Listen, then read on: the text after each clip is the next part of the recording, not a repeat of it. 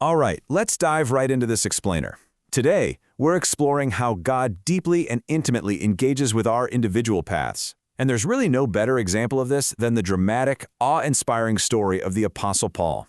We're going to dig into a pivotal sequence of events from Acts chapters 21 through 23 to see exactly how a specific individual calling unfolds, even when the circumstances get unbelievably dark. Now, what's really fascinating here is the shift this represents. Right after the resurrection, Jesus mostly appeared to groups of people. But post-ascension, he pivots. He starts appearing to individuals. This proves something absolutely vital. He isn't just interested in what we do collectively. He is intensely interested in your specific individual calling. God works through people according to his own precise plans. Section 1. The Great Transformation. Let's look at the ultimate example of this individual commissioning by examining the radical transformation of Paul. This brilliantly illustrates just how massive Paul's life change actually was. On one side, you have a starting point, the Pharisee of Pharisees, literally the persecutor-in-chief who dragged believers to prison. But after that blinding, life-altering encounter with Jesus on the road to Damascus, look at the complete opposite side of his life. He becomes the witness-in-chief. You could almost call him the chief of staff for the Gentile church. He wrote a massive portion of the church's operating manual, and alongside Barnabas, he pioneered the Great Commission.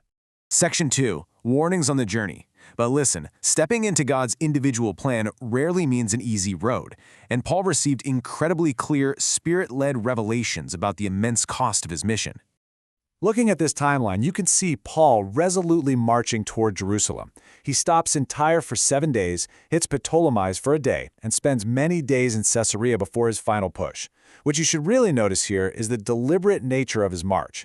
He is steadily moving closer to ground zero, completely refusing to turn back, despite knowing exactly what awaited him. And along the way, the warnings just kept intensifying. Disciples in Tyre warned him through the Spirit. Down in Caesarea, Philip the evangelist's 4 daughters prophesied, and then you have the prophet Agabus, who shows up and gives this shocking physical demonstration. He takes Paul's own belt, binds his own hands and feet, and vividly declares that the Jews at Jerusalem would bind Paul and hand him over to the Gentiles. So the really crucial point here is Paul's incredible response to his weeping friends. He basically says, "What are you doing? Weeping and breaking my heart. I am ready not only to be imprisoned, but even to die in Jerusalem for the name of the Lord Jesus." His unwavering conviction is just staggering. He had to see his individual calling through, no matter the price. Section 3. Arrested in the Temple. Upon arriving in Jerusalem, Paul purified himself in the temple to show respect for the Jewish law. But man, the situation quickly spiraled into absolute chaos. The intensity really ramps up here. False accusations start flying everywhere. Asian Jews see Paul and immediately stir up the whole crowd, claiming he brought a Greek man, Trophimus the Ephesian, into the holy place, completely defiling it. And just like that, the mob mentality takes over. The text tells us the entire city riots. They physically seize Paul, drag him violently out of the temple, and start beating him with every intention of killing him right then and there. In the middle of all this frenzy, there's a highly symbolic move recorded in Acts 21:30. At once, the temple gates are slammed shut. The religious leaders literally cut off access to the place of God as the violence peaks outside. Which forces us to ask a pretty vital question. Where is God when the temple doors are shut? Well, he's still working his plan. A Roman tribune rushes down, arrests Paul, binds him with 2 chains, and the soldiers literally have to carry him up the stairs just to escape being torn to pieces by the mob. Section 4. Courage in the dark. After leveraging his Roman citizenship by birth to avoid being flogged, Paul faces the religious council.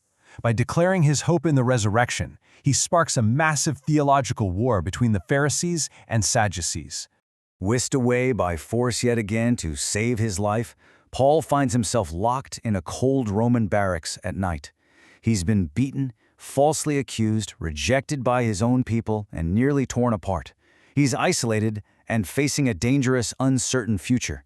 This is, without a doubt, his lowest and most difficult period.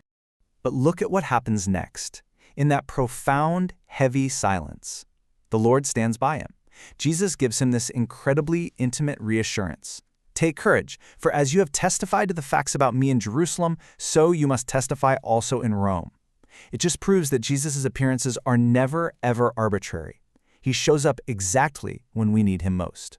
What you absolutely need to take away from this explainer is this ultimate reassurance. Jesus actually appeared to Paul the most post-ascension. Why? Because God is intimately involved in our specific paths. It shows us that even when we hit rock bottom, even when the doors are shut in our faces, Christ stands right beside us, strengthening us to continue as bold witnesses. So, as we wrap up this journey today, I want to leave you with a question for your own life. Will you take courage and boldly witness where He has called you individually today? Consider how His presence, even in your darkest barracks moments, can empower the very specific, individual plan He has for you. Thanks for joining me for this explainer, and I truly hope it encourages you to step boldly into your own calling.